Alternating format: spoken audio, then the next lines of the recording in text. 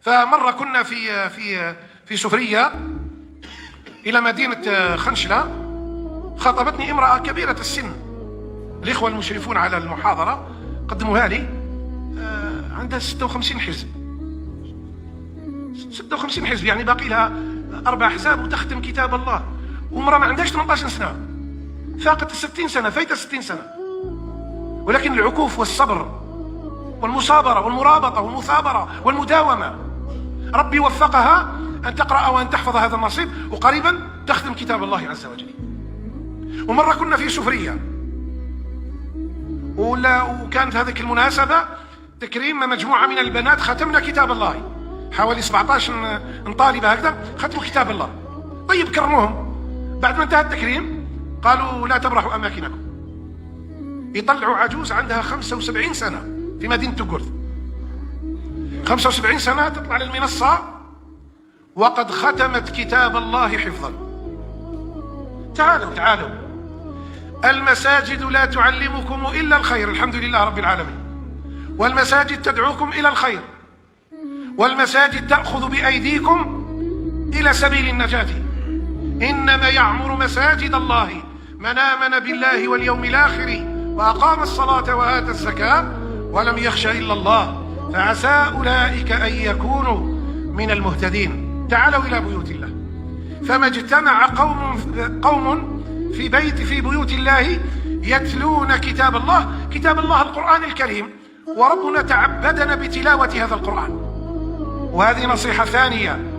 النصيحة الأولى: تعالوا إلى بيوت الله، عمروا المساجد، عمروها في الصلاة، عمروها في الحلقات، عمروها في الدروس، عمروا المساجد يعود عليكم بالخير. إذا جئتم إلى المساجد اشتغلوا بتلاوة القرآن الكريم، يتلون كتاب الله ويتدارسونه بينهم.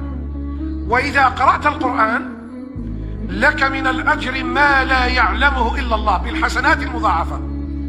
اقرأوا القرآن، هو النور المبين والحبل المتين والصراط المستقيم. القرآن الكريم من قال به صدق، من حكم به عدل، من دعي إليه هدي إلى صراط مستقيم. القرآن هو الفصل ليس بالهزل، ما تركه من جبار إلا قسمه الله، فيه نبأكم وخبر من كان قبلكم.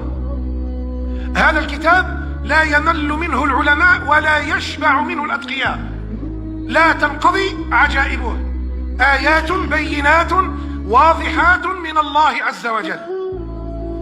عثمان بن عفان رضي الله عنه يقول: ما يسرني أن يمضي علي اليوم والليلة لا أنظر في المصحف، ولو طهرت قلوبكم ما شبعت من كلام ربكم. اليوم والليلة لا تنظر في المصحف وأنت عبده وتزعم أنك تحبه، ولو كان حبك صادقا لأطعته، إن المحب لمن يحبه مطيع. فإذا كنت تقول أنا أحبه سبحانه، كيف لا تقرأ كلامه؟ كيف لا تنظر في المصحف؟ شغلتنا الشواغل والفتن وشغلتنا الدنيا حتى هجرنا المصاحف، فمنا عياذا بالله منا من لا يقرأ المصحف إطلاقا.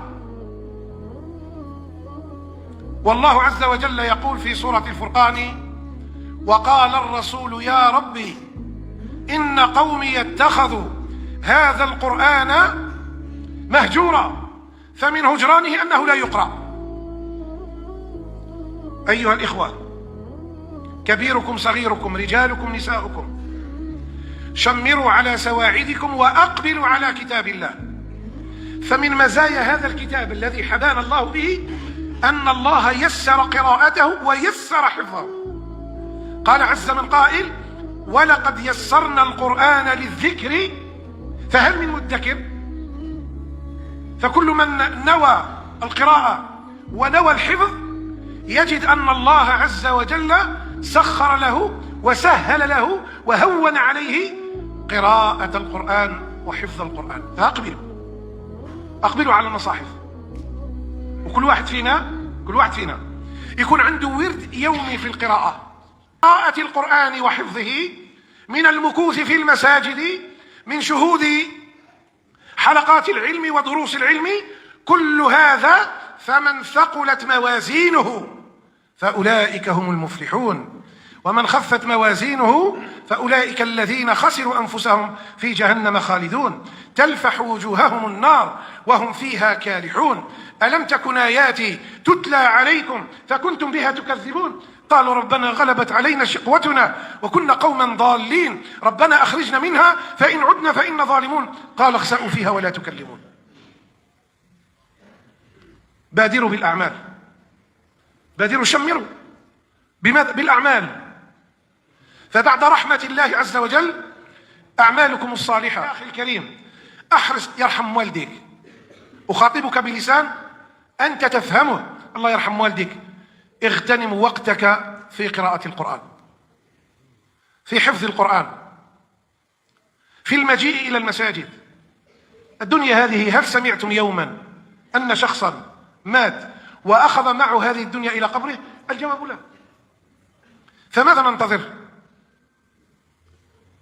لا تغرنكم الحياة الدنيا ولا يغرنكم بالله الغرور.